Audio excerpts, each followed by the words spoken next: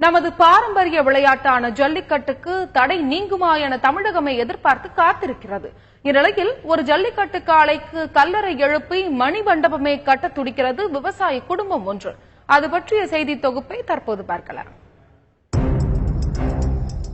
விலங்குகள் நல அமைப்புகள் எல்லாம் ஜல்லிக்கட்டு காளைகளை விலங்குகளாக பார்ப்பதுதான் பிரச்சனையே.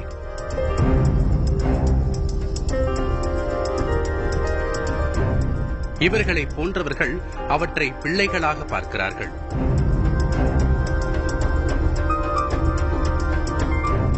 இல்லாவிட்டால் இறந்த காளையை புதைத்து வருடா வருடம் நினைவு நாளை கொண்டாடுவார்களா?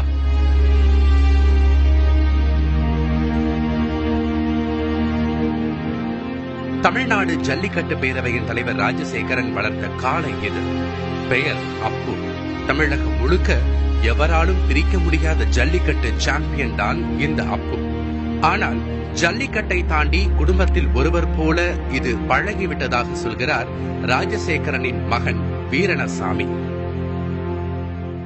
நிறைய இக்கட்டான இடங்கள்ல எல்லாம் பேர் போன மாடுகள் பிடிபட்ட இடத்துல எல்லாம் பிடிபடாம வெளியே வந்திருக்கும். அதே மாதிரி அப்புன்னு சொல்லிட்டாலே அதுக்கு ஒரு தனி ரசிகர்கள் இருப்பாங்க. நம்ம மாடுன்றதை தவிர்த்து அப்பு அப்படின்றப்ப அந்த மாட்டுக்குன்னு ஒரு தனி ரசிகர்கள் இருப்பாங்க. மாடுன்றதை தாண்டி பாத்தீங்கன்னா அது மனிதர்கள் மாதிரியே நிறைய விஷயங்கள் யோசிக்கும். அந்த ஜல்லிக்கட்டுக்குன்னு ஒரு கயிறு வச்சிருப்போம். அந்த கயிறை கொண்டு வச்சோடனே அதுக்கு தெரியும் நம்ம ஜல்லிக்கட்டுக்கு போக போறோம்னு. அந்த காலை வாரிக்கிட்டு அந்த செறி அடிக்க ஆரம்பிச்சிடும். இப்படிப்பட்ட காளை உடல்நலக் குறைவால் 2 ஆண்டுகளுக்கு முன்பு இறந்து விட்டிருக்கிறது. மனிதர்களை கூட மயானத்தில் தான் புதைப்பார்கள். ஆனால் இந்த அப்பு காளையை தங்கள் தோட்டத்திலேயே அடக்கம் செய்துள்ளது இந்த குடும்பம்.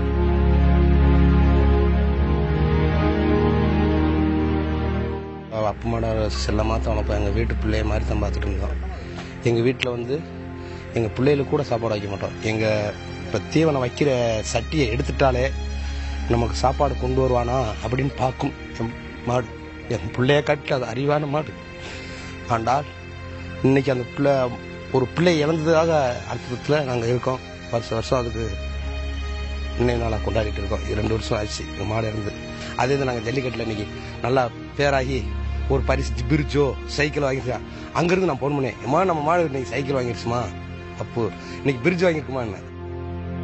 இந்த காளை இறந்த தினத்தில் ஊரே திரண்டு துக்கம் கொண்டாடி இருக்கிறது. அது இறந்த அன்னைக்கு பாத்தீங்கன்னா ஒரு மனுஷன் இறந்திருந்தா கூட அவ்வளவு கூட்டம் வந்திருக்காது. கிட்டத்தட்ட காலையில 8 மணிக்கு இறந்துருச்சு. 8 மணிக்கு இறந்த உடனே நாங்க இங்கதான் இருந்தோம். ஒரு 8 மணிக்குள்ள இறந்துருச்சு. ஒரு மதியானம் எடுத்து அடக்கம் பண்ணிடுவோம் அப்படின்னு சொல்லி ரெடி பண்ணிட்டு இருந்தோம். அது கடைசியில பாத்தீங்கன்னா தஞ்சாவூர் திருச்சி அந்த பக்கம் இருந்தாலும் ஆளுங்க வர ஆரம்பிச்சுட்டான். கடைசியில் எடுக்கு தூக்கி அடக்கம் பண்றதுக்கு 4 மணி ஆயிடுச்சு. எங்க அப்பி இழப்புக்கு ரொம்ப பரிதாபமா இருக்குங்க. என் பிள்ளை இறந்தா கூட அப்படி நான் நினைக்க மாட்டேன். எங்க அப்பா சங்கடம். அது வருஷம் நாங்கள் கொண்டாட ஆசைப்படுறோம். மீண்டும் இந்த ஜல்லிக்கட்டு எங்க தமிழ்நாட்டுக்கு வரணும்னு நாங்கள் ரொம்ப ஆசைப்படுறோங்க. மனசுள்ளவர்கள் யாருக்கும் இந்த உணர்வு புரியும் தானே.